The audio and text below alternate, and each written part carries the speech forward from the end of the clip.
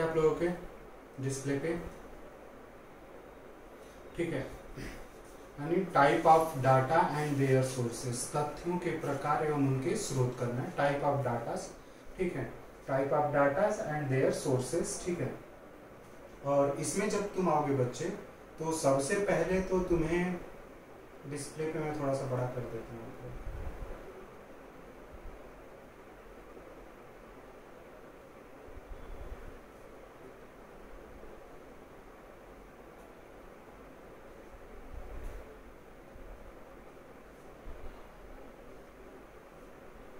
ठीक है बच्चे, यानी सबसे पहले जो दिया गया है बच्चे, ठीक है, जब भी हम लोग कोई भी शोध कार्य करते हैं बच्चे, या शोध कार्य करने वाला जो शोधार्थी होता है बच्चे, ठीक है, उसे तथ्य एकत्र करने होते हैं, डाटा एकत्र करने होते हैं, लेकिन डाटा एकत्र करते समय वो मनमानी नहीं कर सकता है।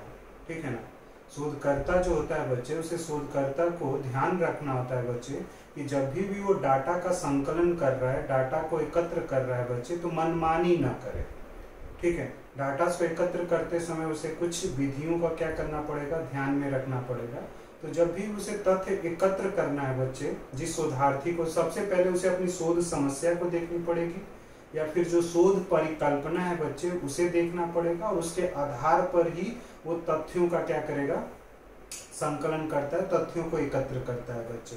क्योंकि जो भी शोध कार्य हो बच्चे वो वैज्ञानिक तरीके से हो, क्योंकि अगर शोध कार्य वैज्ञानिक तरीके से किया जाता है तो उसकी एक विश्वसनीयता बनी रहती है। अगर आपने कार्य को वैज्ञानिक तरीके से नहीं किया है बच्चे, तो फिर उस पूरे शोध कार्य की वस्तुनिष्ठता पे सवाल उठने शुरू होते हैं, और जो उसका निष्कर्ष होता है बच्चे, जो परिणाम होता है, उसके ऊपर भी क्या होने लगते हैं, सवाल उठने शुरू होते हैं बच्चे। तो इन सभी चीजों को रिसर्चर को हर समय, जो शोधार्थी होता है बच्चे, उसे इन चीजों को हर समय क्या करना होता है, ध्यान में रखना होता है। और दूसरी चीजें बच्चे, जो शोधार्थी होता है, जो शोधकर्ता होता है बच्चे, बिना तथ्यों के न तो वो कोई अवधारणा बना सकता है, न तो बिना तथ्यों के वो कोई निष्कर्ष निकाल सकता है, न तो बिना तथ्यों के वो किसी परिणाम तक पहुंच सकता है, न तो तथ्यों के बिना वो सिद्धांत का निर्माण कर सकता है बच्चे। इसलिए जो तथ्य होते हैं, जो आंकड़े होते हैं बच्चे, वो बहुत अधिक महत्वपूर्ण होते हैं। तो क्यों तथ्य महत्वपूर्ण होते हैं? क्योंकि मुझे अपनी परिकल्पना की विश्लेषण करनी है, व्याख्या करना है, सिद्धांत बनाना है, उद्देश्य बनाना है, तो उसके लिए मुझे किसकी जरूरत पड़ेगी बच्चे? तथ्यों की जरूरत पड़ती है। तो ये तुम बता सकते हो कि तथ्य क्यों हमारे लिए आवश्यक होते हैं शोध कार्य में। जैसे मुझे अगर घर बनाना है बच्चे, तो घर बनाने के लिए मुझे ईंट की भी जरूरत पड़ेगी, सीमेंट की भी जरूरत पड़ेगी, रॉड्स की भी जरूरत पड़ेगी, रेत की भी जरूरत पड़ेगी, तब जाकर कहीं घर बनता है ना बच्चे। उसी तरह से किसी शोध कार्य के लिए बच्चे डेटाज होते हैं, तथ्य होते हैं, आंकड़े होते हैं। वो शोध कार्य तभी पूरा होगा जब डाटा आपके पास होंगे। अगर डाटा नहीं है बच्चे तो शोध कार्य पूरा नहीं होता है बच्चे। आगे जब आओगे बच्चे तो ये चीजें तो मैंने बता दिया था।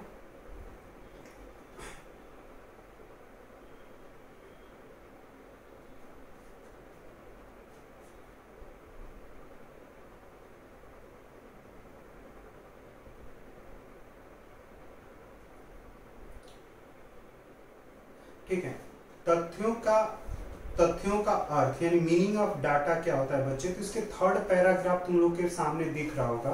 तथ्य संकलन प्रत्येक विज्ञान, चाहे वो भौतिक विज्ञान हो या सामाजिक विज्ञान, का लक्ष्य होता है कि व्यवस्थित रूप में संकलित तथ्यों के आधार पर ही वैज्ञानिक नियमों का प्रतिपादन किया जा सके, और तथ्य संकलन से ही घटनाओं के कार्य कारण संबंध को जाना जा सकता है, कारण प्रभाव संबंधों का पता लगाया जा सकता है। प्रत्येक विज्ञान में विविध घटनाओं के कारण एवं प्रभावों को जानने का प्रयत्न किया जाता है। अतः हम कह सकते हैं कि विज्ञान की प्रगति तथ्यों पर ही निर्भर करती है। अन्य शब्दों में प्रत्येक विज्ञान तथ्यों के आधार पर ही आगे बढ़ता है, न कि कल्पनाओं के आधार पे बच्चे। तो जो तथ्य होते हैं बच्चे वो बहुत अधिक महत्वपूर्ण होते हैं, चाहे वो भौतिक विज्ञान का विषय हो या सामाजिक विज्ञान के विषय हो। वहां पे हमें व्यवस्थित रूप से तथ्यों का क्या करना पड़ेगा? संकलन करना पड़ेगा, और उन्हीं संकलन, जो तथ्यों का आपने संकलन किया है बच्चे, उसी के आधार पे आप क्या करते हैं? वैज्ञानिक नियमों का एक प्रकार से प्रतिपादन करते हैं। किसी घटना के कारण, कार्य और कारण को बताते हैं बच्चे, और किसी घटना के कारण और प्रभाव को भी क्या करते हैं बताते हैं बच्चे, ठीक है। और जो भी विविध प्रकार की घटनाएं घटित हो रही हैं बच्चे, उसको भी समझने के लिए हमें किसकी आवश्यकता पड़ती है, तथ्यों की आवश्यकता पड़ती है बच्चे। तथ्य के आधार पे ही बच्चे हम किसी चीज को बेहतर तरीके से बता सकते हैं। कल्पना के आधार पे किसी चीज के बारे में अगर तुम बताते हो बच्चे, तो उस चीज पर बहुत अधिक लोग विश्वास नहीं करेंगे। अब कोरोना के बारे में लोगों को अगर बताना है तो बच्चे आपको किसकी आवश्यकता पड़ेगी, तथ्य की आवश्यकता पड़ेगी। और तथ्य के आधार पर ही आप बता सकते हैं बच्चे कि अभी की जो परिस्थिति है वो कितनी खराब है और कितनी अच्छी है। तो हमें तथ्यों के आधार पर ही चीजों को क्या करना होता है, समझाना होता है बच्चे। ये चीजें क्लियर, तो ये डिफिनेशंस तुम्हें क्या करना है, ध्यान में रखना है बच्चे। जब आगे आओगे बच्चे तो तथ्य के प्रकार यानी टाइप ऑफ डाटा, और टाइप ऑफ डाटा में बच्चे दो तरह के डाटाज आते हैं, ठीक है। एक तो तुम्हें दिखेगा प्राइमरी डाटाज, तुम्हारे डिस्प्ले पर दिख रहा होगा प्राइमरी डाटाज, और दूसरे को हम लोग क्या बोलते हैं, सेकेंडरी डाटाज बोलते हैं। प्राइमरी डाटाज क्या होता है बच्चे, तो यहीं पे लिखा हुआ है कि प्राथमिक तथ्यों का संकलन प्रथम बार शोधकर्ता या उसके सहायकों द्वारा क्षेत्रीय कार्य के आधार पर किया जाता है बच्चे। यानी फर्स्ट हैंड मैं शोध कार्य अपना शुरू किया बच्चे, और अपने शोध कार्य के लिए तथ्यों का एकत्रीकरण मैं खुद कर रहा हूं बच्चे। तो वो जो डाटा होगा मेरे लिए, वो कौन सा डाटा होगा, प्राथमिक डाटाज होगा, प्राइमरी डाटाज होगा बच्चे, ठीक है। तो वो शोध कार्य के द्वारा निश्चित होता है बच्चे कि आपको किस प्रकार के डाटाज का यूज करना है, प्राथमिक डाटाज की जरूरत है या द्वितीयक डाटा। और द्वितीयक डाटाज क्या होते हैं बच्चे, किसी दूसरे के द्वारा आपको क्या किए जा रहे हैं, दिए जा रहे हैं बच्चे, तो उनको हम लोग द्वितीयक डाटाज बोलते हैं, सेकेंडरी डाटाज बोलते हैं। और जो प्राइमरी डाटाज होता है बच्चे, इसे फर्स्ट हैंड भी डाटाज बोलते हैं, क्योंकि जो शोध करता होता है उसी के द्वारा ये डाटाज क्या होते हैं, कलेक्ट किए जाते हैं। और जो शोध करता होता है बच्चे, वो सीधा फील्ड में जाता है जहां समस्या घटित होती है, और वहां से वो क्या करता है, डाटाज जो है वो क्या कर लेता है, कलेक्ट कर लेता है। और जो सेकेंडरी डाटाज होते हैं बच्चे, हाँ एक चीज और भी ध्यान में रखना बच्चे, इसमें जो प्राइमरी डाटाज है, प्राइमरी डाटाज को ही बच्चे फर्स्ट हैंड डाटाज भी बोलते हैं। और जो प्राइमरी डाटाज होते हैं वो प्रत्यक्ष डाटाज होते हैं। प्राइमरी डाटा जो होंगे उसमें प्रत्यक्ष डाटाज होते हैं कि आप खुद जाते हो समस्या के पास परिस्थिति में, और उस परिस्थिति से जाकर आप तथ्यों का क्या कर रहे हो, संकलन कर रहे हो बच्चे। तो फर्स्ट हैंड डाटाज होते हैं, उसको प्राथमिक डाटाज बोलते हैं। और जो द्वितीयक डाटाज होते हैं बच्चे, ठीक है ना, द्वितीयक डाटाज जो होते हैं बच्चे, वो शोधकर्ता स्वयं एकत्र नहीं करता है, उसे कोई दूसरे लोग जो हैं वो क्या करते हैं, प्रदान करते हैं। उनको हम लोग द्वितीयक डाटाज में रखेंगे। उसमें कुछ हाँ नहीं ये नहीं पूछा जाता, वो तो मान लो कि कोई शोध पर लिख रहा है, हम तो यहाँ पे शोध के बारे में हमें एक सामान्य ज्ञान होना चाहिए बच्चे, एक सामान्य समझ होना चाहिए रिसर्च के बारे में। हमारा जनरल पेपर है ना बच्चे, हमें एक्सपर्ट नहीं बनना है उसमें। तुमसे प्राइमरी डाटाज क्या होता है, सेकेंडरी डाटाज क्या होते हैं बच्चे, ये पूछा जा सकता है। सेकेंडरी डाटाज के एग्जांपल्स तुमसे पूछे जा सकते हैं। अगर इस तरह की डेफिनेशन पूछेगा तो फिर तो बहुत पेपर टफ होने लगता है बच्चे, फिर वो सामान्य पेपर नहीं रह गया शोध का बच्चे। हाँ ये डेफिनेशन पूछी जाती है बच्चे, जिन जैसे समाज शास्त्र होता है बच्चे, वहां पे शोध चैप्टर होता है उनमें। हम लोग तो जनरल पेपर में पढ़ रहे हैं, तो एक सामान्य समझ रखनी होती है बच्चे। जैसे मैंने यहाँ पर बताया कि बच्चे जो सेकेंडरी डाटाज होते हैं उसका एग्जाम्पल क्या हो सकते हैं, तो पब्लिश्ड डॉक्यूमेंट्स होते हैं वो सेकेंडरी डाटाज के एग्जाम्पल हो सकते हैं बच्चे। और अनपब्लिश्ड जो डॉक्यूमेंट होते हैं, प्रकाशित जो दस्तावेज होते हैं बच्चे, वो सेकेंडरी डाटाज में आते हैं। और अप्रकाशित जो दस्तावेज होते हैं वो भी सेकेंडरी डाटाज में आते हैं, जैसे पत्र, पत्रिकाएं, आत्मकथाएं, सरकारी प्रतिवेदन यानी गवर्नमेंट रिपोर्ट, पांडुलिपियां, जनगणना रिपोर्ट, ठीक है, अभिलेख, ये सारे एक प्रकार से किस में रख सकते हो, सेकेंडरी डेटाज में रख सकते हो। ये सारे द्वितीयक सेकेंडरी डेटाज के क्या है बच्चे, वो एग्जाम्पल है। एक्चुअली नोट्स में अपलोड नहीं कर पाया तो मैंने हाईलाइट कर रखा है बच्चे, जब क्लास कंप्लीट हो जाएगी तो हाईलाइट्स जो नोट्स है ना वही तुम लोगों को मैं व्हाट्सअप कर दूंगा, तो उसमें मैंने हाईलाइट कर रखा है। बस उतनी चीजों को क्या करना है, पढ़ कर रखना। अभी बस तुम इतना समझते चलो कि सेकेंडरी डाटाज होते क्या है और प्राइमरी डाटाज क्या होते हैं, ठीक है। अब प्राइमरी डाटाज और सेकेंडरी डाटाज में हम लोग अंतर कैसे करेंगे बच्चे, तो पहला अंतर जो होता है वो होता है ओरिजिनलिटीज को लेकर, मौलिकता को लेकर। जो प्राथमिक डाटा होता है बच्चे, जो प्राथमिक तथ्य होते हैं वो ज्यादा ही सही माने जाते हैं द्वितीयक तथ्य के तुलना में बच्चे। तो जो प्राइमरी डाटाज होता है वो सेकेंडरी डाटाज के कंपैरिजन में ज्यादा ही ओरिजिनल होता है। ये तुम्हें क्या करना है, ध्यान में रखना है कि प्राइमरी डाटाज पे लोग ज्यादा विश्वास करते हैं सेकेंडरी डाटाज की तुलना में बच्चे, ठीक है ना। दूसरी चीज है विश्वसनीयता। तो जो विश्वसनीयता हर समय होगी बच्चे, सबसे अधिक प्राइमरी डाटास पे लोग ज्यादा विश्वसनीय होते हैं बच्चे सेकेंडरी डाटास के तुलना में बच्चे। तो ये एक बेसिक अंतर तुम्हें करने आना चाहिए कि प्राइमरी जो डाटास है उसकी एक्यूरेसी बहुत अधिक होती है, उसकी वैलिडिटीज बहुत अच्छी होती है, ठीक है, और उसको आसानी से क्या किया जा सकता है, चेक किया जा सकता है। द्वितीयक डाटाज में थोड़ा सा दिक्कत आती है। तो ये एक बेसिक अंतर करने तुम्हें आना चाहिए बच्चे, ठीक है। आगे जब आओगे बच्चे तो जो प्राइमरी डाटाज होते हैं और जो सेकेंडरी डाटाज होते हैं उन्हें दो भागों में हम लोग क्या कर लेते हैं, डिवाइड करते हैं। जो डाटाज होते हैं उनको 2 पार्ट्स में डिवाइड किया जाता है, primary datas and secondary datas बच्चे, ठीक है। अब जो प्राइमरी डाटाज होते हैं बच्चे, ठीक है, प्राइमरी डाटाज को भी तुम 2 पार्ट में डिवाइड कर सकते हो। प्राइमरी जो डाटाज होते हैं, ठीक है, उसको 2 टाइप में डिवाइड किया जा सकता है, डायरेक्ट यानी प्रत्यक्ष डाटा और अप्रत्यक्ष डाटा।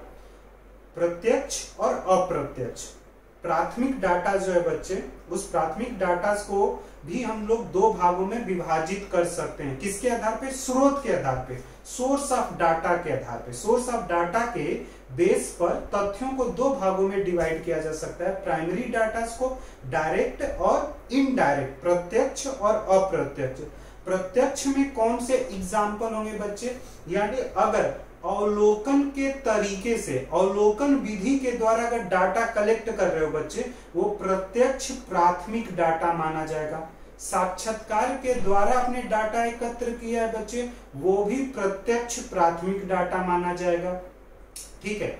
और ऑब्जर्वेशंस, अवलोकन विधि के द्वारा जो आपने डाटा एकत्र किया है बच्चे, वो भी प्रत्यक्ष प्राथमिक डाटा माना जाएगा। तो अप्रत्यक्ष प्राथमिक डाटा क्या होता है, क्वेश्चनियर, प्रश्नों के उत्तर। आपने क्वेश्चनियर तैयार किए, उन क्वेश्चनों को आपने मेल किया, उस मेल के द्वारा जो उत्तर आपको आ रहे हैं बच्चे, जो सूचना प्राप्त हो रही है, वो प्राथमिक डाटा का अप्रत्यक्ष स्रोत होता है। ये ध्यान में रखना होता है बच्चे। क्लियर हुआ या कंफ्यूजन हो गया बच्चे, ठीक है। प्राइम, हाँ बच्चे बोलो पहले, फिर पूछो, फिर आगे बढ़ते हैं। पहले पूछ लो, हाँ बच्चे बोल।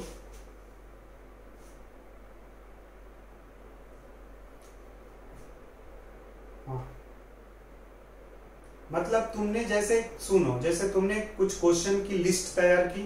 सुनो, एक एग्जांपल मैं दे रहा हूँ, ठीक है। प्रियंका ने 10 क्वेश्चन की लिस्ट तैयार की, ठीक है। पॉलिटिकल साइंस से रिलेटेड इनकी एक शोध समस्या है। उस शोध समस्या से संबंधित इन्हें डाटा एकत्र करना है। तो उस डाटा को एकत्र करने के लिए उन्होंने क्या किया, एक प्रश्नों की क्या कर ली, सूची बना ली, ठीक। उसमें कई प्रश्न, प्रश्नों की सूची को टेक्निकली शोध में अनुसूची बोलते हैं। प्रश्नों की सूची को शोध में अनुसूची बोला जाता है, शेड्यूल बोलते हैं बच्चे। अब वो प्रश्न जो है वो कोमल के पास ले गई और कोमल ने उन प्रश्नों का उत्तर दिया, ये प्रत्यक्ष प्राथमिक सूचना होगी बच्चे। फिर दीपा के पास ले गई, दीपा को प्रश्न दिए, दीपा ने उसके उत्तर बताए। को प्रियंका प्रश्न पूछ रही है, दीपा उत्तर दे रही है, ठीक है, प्रत्यक्ष रूप से। तो सामने आमने सामने क्या हो रहा है, प्रश्न हो रहा है, उत्तर आ रहा है। तो ये क्या होगा, प्रत्यक्ष प्राथमिक सूचना होगी। मेरे से अब उसे डाटा एकत्र करना है, तो अब मेरे से डाटा एकत्र करना है, तो इसने क्या किया, अनुसूची जो था वो मेरे पास लेकर नहीं आ पाई, क्योंकि मैं बहुत दूर रहता हूं, लेकिन मुझसे उसे सूचना एकत्र करना है बच्चे। तो इसने क्या किया, जो प्रश्न थे उन प्रश्नों को क्या कर दिया, मेल कर दिया या पोस्ट ऑफिस से मुझे भेज दिया। तो उसको प्रश्नावली बोलते हैं बच्चे, डाक के द्वारा प्रश्नों को भेजना। तो अब डाक के द्वारा जब प्रश्न मेरे पास आ रहे हैं बच्चे, तो ये अप्रत्यक्ष स्रोत है। मैं तुम्हारे सामने खड़े होकर सूचना नहीं दे रहा हूं, तुम्हारे सामने उस चीज का उत्तर नहीं दे रहा हूं। हो सकता है किसी से मैंने पूछकर उत्तर दिया हो, किसी दूसरे से मैंने उसका उत्तर भरवा दिया हो। तो ये क्या होता है, अप्रत्यक्ष तरीका होता है बच्चे, प्रश्नावली। प्रश्नावली जो है बच्चे, वो आता है प्राथमिक डाटा को एकत्र करने का ही एक साधन, एक विधि है, लेकिन उसको अप्रत्यक्ष विधि में रखते हैं बच्चे। अवलोकन, साक्षात्कार और अनुसूची, ये प्राथमिक डाटा एकत्र करने का प्रत्यक्ष यानी direct people to people connectivities होती है बच्चे। और जो अनुसूचियां होती हैं बच्चे, इसमें हम लोग पढ़े लिखे लोगों को भी शामिल कर सकते हैं और अनपढ़ को भी शामिल कर सकते हैं। लेकिन जो प्रश्नावली होता है बच्चे, उस प्रश्नावली में सिर्फ पढ़े लिखे लोग ही शामिल होते हैं, अनपढ़ लोगों को शामिल करना मुश्किल हो जाता है बच्चे। लेकिन अनुसूची में जो प्रश्न होता है उसमें पढ़े लिखे भी आ सकते हैं और अनपढ़ भी आ सकता है। लेकिन पूछा जाए कि पैसे के हिसाब से, मेहनत के हिसाब से कौन बेहतर होगा, तो फिर प्रश्नावली जो विधि होती है वो ज्यादा आसान तरीका मानी जाती है तथ्य एकत्र करने का। बाकी अनुसूची विधि जो है वो काफी टफ मानी जाती है बच्चे, क्योंकि समय ज्यादा लगेगा, मेहनत ज्यादा लगेगा, ठीक है, और खर्च भी ज्यादा आ जाता है। साक्षात्कार में भी बच्चे समय बहुत अधिक लगता है। ऑब्जर्वेशन जो अवलोकन करते हो बच्चे, उसके द्वारा भी जो डाटा एकत्र करोगे उसमें भी एक प्रकार से समय जो है वो बहुत अधिक लगता है बच्चे।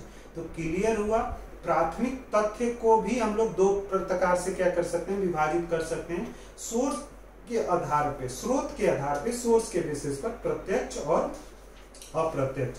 तो अप्रत्यक्ष का उदाहरण तुम्हें प्रश्नावली ध्यान में रखना है, और प्रत्यक्ष में अनुसूची, साक्षात्कार और अवलोकन बच्चे। क्लियर हुआ बच्चे?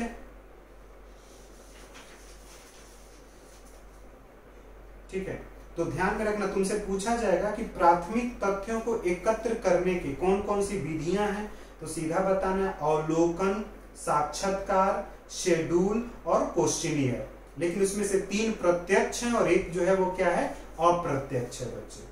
क्लियर है बच्चे? इसके बाद आते हैं सेकेंडरी सोर्स, मतलब जो सेकेंडरी डाटा होता है बच्चे, जो द्वितीयक तथ्य होते हैं, उनके भी तो कुछ स्रोत होंगे, सोर्स होंगे, स्रोत होंगे, जहां से सेकेंडरी डाटा चुने जाते हैं बच्चे। तो उनके क्या क्या स्रोत हो सकते हैं, तो सेकेंडरी जो स्रोत होते हैं बच्चे, सेकेंडरी जो सोर्स होते हैं, उसको भी हम लोग 2 पार्ट में डिवाइड कर सकते हैं। व्यक्तिगत प्रलेख, जिसको हम लोग पर्सनल डॉक्यूमेंट बोलते हैं, और दूसरा हम लोग बोल सकते हैं पब्लिक डॉक्यूमेंट्स। ठीक है ना। द्वितीयक डाटा के लिए जो सोर्स होंगे बच्चे वो 2 प्रकार के हो सके। द्वितीयक डाटा यानी सेकेंडरी डाटा के लिए जो सोर्स होंगे बच्चे वो 2 प्रकार के हो सकते हैं। एक हो सकता है पर्सनल डॉक्यूमेंट और दूसरा हो सकता है पब्लिक डॉक्यूमेंट। पर्सनल डॉक्यूमेंट में क्या क्या उदाहरण में आएगा बच्चे, जैसे किसी व्यक्ति का पत्र लिखता होगा वो, तो वो पत्र अगर आपको यूज कर रहे हैं बच्चे तो वो उसके व्यक्तिगत में आता है। डायरी, बहुत सारे लोगों को डायरी लिखने का शौक होता है बच्चे, मतलब अपने पर डे की जो चीजें, वो पूरे दिन में जो चीजें करते हैं वो एक प्रकार से वो लोग क्या करते हैं, डायरी में मेंटेन करते हैं बच्चे। तो डायरी जो है बच्चे वो पर्सनल डॉक्यूमेंट का क्या है, उदाहरण है। लेटर जो है वो भी पर्सनल डॉक्यूमेंट का क्या है, एग्जाम्पल है, जो सेकेंडरी डाटा का सोर्स माना जाता है। लाइफ हिस्ट्री, किसी के जीवन इतिहास को बच्चे तुम देख रहे हो बच्चे, वो भी सेकेंडरी डाटा ऑफ सोर्स है बच्चे, जिसको हम लोग पर्सनल डॉक्यूमेंट के उदाहरण में क्या करते हैं, देखते हैं बच्चे।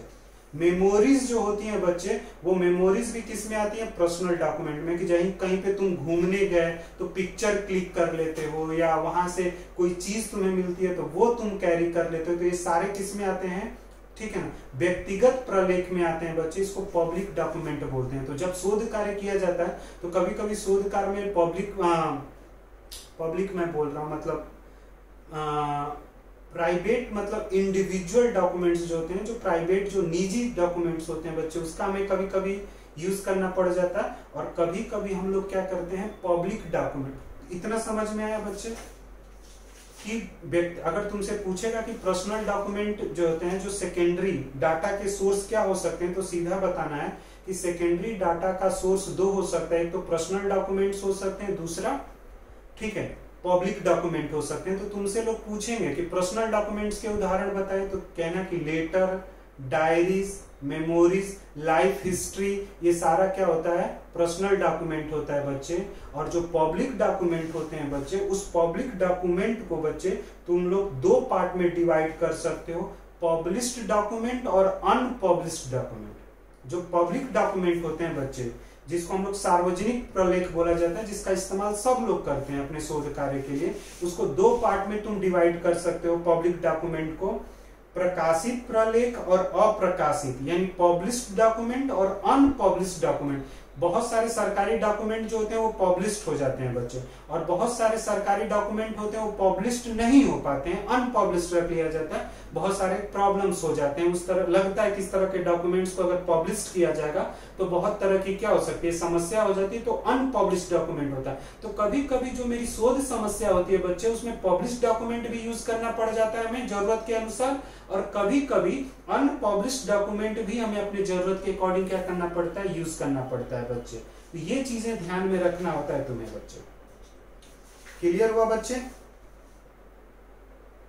ठीक है। अब जैसे पब्लिश्ड डॉक्यूमेंट में सरकार की रिपोर्टें, सरकारी संगठनों की रिपोर्टें हो जाएंगी बच्चे, अंतरराष्ट्रीय संगठनों की जो रिपोर्टें होती है क्या होती है, पब्लिश्ड होती हैं। IMF रिपोर्ट देता है, वर्ल्ड बैंक रिपोर्ट देता है, WHO रिपोर्ट देता है बच्चे, WTO अपनी रिपोर्ट देता है, हमारे यहाँ की सेंट्रल स्टैटिक ऑर्गेनाइजेशंस देती है, हमारे यहाँ की मिनिस्ट्री रिपोर्ट देती है, RBI रिपोर्ट देता है। ये सारे रिपोर्ट किस में आ जाएंगे बच्चे, पब्लिश्ड डॉक्यूमेंट में आएंगे और पब्लिक सोर्स से आएंगे बच्चे। और अनपब्लिश्ड डॉक्यूमेंट में क्या हो जाते हैं बच्चे, अनपब्लिश्ड डॉक्यूमेंट में जैसे अभिलेख होते हैं, पिलर्स, अभिलेख जो होते हैं बच्चे, बहुत सारे सरकारी और जो गैर सरकारी संगठन होते हैं बच्चे, वहां पे बहुत तरह की सूचना एकत्र की जाती हैं, लेकिन वो सूचना जो होती है वो पब्लिश्ड नहीं होती है। तो अब अनपब्लिश्ड डॉक्यूमेंट कहीं लिख कर बच्चे तुम्हें अभिलेख मिल जाएगा, अनुसंधानकर्ताओं के जो प्रतिवेदन होते हैं, जो रिसर्चर होते हैं बच्चे, बहुत सारे रिसर्चरों की तो रिपोर्ट छप जाती है, लेकिन बहुत सारे रिसर्चरों की रिपोर्ट छपती नहीं है, तो उसको हम लोग अनपब्लिश्ड डॉक्यूमेंट के उदाहरण में रख सकते हैं बच्चे। पांडुलिपि होती है बच्चे, बहुत सारे समाज सुधारक होते हैं या महापुरुष होते हैं, वो बहुत सारा गहन अध्ययन करते हैं, लेकिन वो छप नहीं पाती है बच्चे, तो उन पांडुलिपियों को भी हम लोग किसमें रख सकते हैं, अनपब्लिश्ड डॉक्यूमेंट में रख सकते हैं। लोक संस्कृति, बहुत सारा कल्चर तो लिखा नहीं जाता है, तो जैसे बहुत सारे कल्चर को तुम्हें अपने रिसर्च में यूज करना है बच्चे, तो वो भी एक प्रकार से अनपब्लिश्ड डॉक्यूमेंट के अंतर्गत आता है बच्चे। क्लियर हुआ? तो इससे तुमसे क्वेश्चंस पूछे जा सकते हैं प्राइमरी डाटा से और सेकेंडरी डाटा से बच्चे। तो प्राइमरी और सेकेंडरी डाटा में इतनी ही चीजें हमें क्या करनी होती है, ध्यान में रखना होता है बच्चे। क्लियर चीजें बच्चे? तो यहाँ पे जो रिसर्च की जो चीजें थी बच्चे, रिसर्च वाला पूरा टॉपिक हमने कंप्लीट कर लिया बच्चे। अब रिसर्च में कंप्यूटर वाला जो है बच्चों, कंप्यूटर की जब क्लास होगी तो उसको भी यूज कर लेना रिसर्च में बच्चे। और जब भी तुम्हें कुछ शोध पर पढ़ने को मिल रहा है बच्चे, जैसे जितनी भी रिसर्च रिपोर्ट्स होती हैं बच्चे, जो शोध से संबंधित रिपोर्ट होती है बच्चे, उसके लिए सरकार ने एक पोर्टल बना रखा है जिसको शोध गंगा बोलते हैं बच्चे। जो लोग शोध करते हैं, शोध करने के बाद जो रिपोर्ट तैयार करते हैं वो शोध गंगा पोर्टल में अपलोड कर देते हैं, और उस पोर्टल के द्वारा चीज़ों को हम लोग क्या कर लेते हैं बच्चे, जब जरूरत होता है हम अपनी जरूरत के अकॉर्डिंग उस चीज़ को उठाते हैं और क्या करते हैं, पढ़ते हैं बच्चे। तो ये चीज़ें जर्नलिस्ट क्या करना है, तुम्हें ध्यान में रखना है बच्चे। और जो नोट्स है मैं अभी स्कैन करके तुम्हें व्हाट्सअप कर दूँगा बच्चे, तो वो चीज़ें तुम लोग एक बार पढ़ लेना, और बाकी ठीक है। तो कल आज बस इतना ही रखते हैं बच्चे, ठीक है।